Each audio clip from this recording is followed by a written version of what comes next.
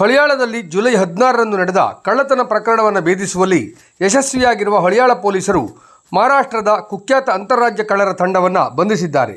ಬಂಧಿತರಿಂದ ಅಂದಾಜು 7.95 ಲಕ್ಷ ಮೌಲ್ಯದ ಚಿನ್ನ ಮತ್ತು ಬೆಳ್ಳಿ ಆಭರಣಗಳು ಹಾಗೂ ಕೃತ್ಯಕ್ಕೆ ಬಳಸಿದ್ದ 4 ಲಕ್ಷ ರೂಪಾಯಿ ಮೌಲ್ಯದ ಕಾರನ್ನು ವಶಪಡಿಸಿಕೊಳ್ಳಲಾಗಿದೆ.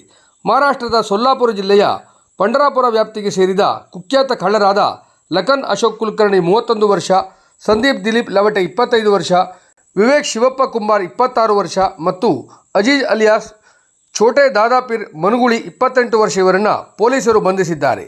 ಇವರನ್ನು ನ್ಯಾಯಾಲಯಕ್ಕೆ ಹಾಜರುಪಡಿಸಿ ಜೈಲಿಗೆ ಕಳುಹಿಸಲಾಗಿದೆ.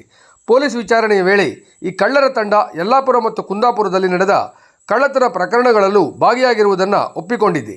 ಈ ಆರೋಪಿಗಳ ಮೇಲೆ ಈಗಾಗಲೇ 32ಕ್ಕೂ ಹೆಚ್ಚು ಕಳ್ಳತನ, ಸುಲಿಗೆ, ದರೋಡೆ ಮತ್ತು ಹಲ್ಲೆ ಪ್ರಕರಣಗಳು ವಿವಿಧ ರಾಜ್ಯಗಳ ಪೊಲೀಸ್ ಠಾಣೆಯಲ್ಲಿ ದಾಖಲಾಗಿವೆ.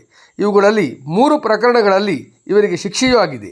ಉತ್ತರ ಕನ್ನಡ ಪೊಲೀಸ್ ವರಿಷ್ಠಾಧಿಕಾರಿ ದೀಪನ್ ಎಂಎನ್, ಹೆಚ್ಚುವರಿ ಅಧೀಕ್ಷಕ ಜಗದೀಶ್ ನಾಯ್ಕ್ ಮತ್ತು ಇತರೆ ಹಿರಿಯ ಅಧಿಕಾರಿಗಳ ಮಾರ್ಗದರ್ಶನದಲ್ಲಿ ಹಳಿಯಾಳ PSIಗಳಾದ ಬಸವರಾಜ್ ಮಬನೂರ್ ಮತ್ತು ಕೃಷ್ಣ ಅರಕೇರಿ ಅವರ ನೇತೃತ್ವದ ಕಾರ್ಯಾಚರಣೆಯಲ್ಲಿ ಗಣಪತಿ, ಶ್ರೀಶೈಲ GM, ವಿನೋದ್ GB, ಲಕ್ಷ್ಮಣ ಪೂಜಾರಿ, ಅರವಿಂದ್ ಭಜಂತ್ರಿ, ಮಂಜುನಾಥ್ ಬಾಲಿ, ಆಯಾ ಜಾದವಾಡ, ಕಾಶಿನಾಥ್ ಬೆಳ್ಳೂರ್, ವಿನಾಯಕ್ ನಾಯ್ಕ್, ಯೋಗೇಶ್ ಗೌಡ ಹಾಗೂ ದಾಂಡೇಲಿ ಠಾಣೆಯ ಸಿಬ್ಬಂದಿಗಳಾದ ಕೃಷ್ಣ ಬೆಳ್ಳಿವರಿ, ಉದಯ್ ಗುನುಗ, ಉಮೇಶ್ ತೇಲಿ ಭಾಗವಹಿಸಿದ್ದರು.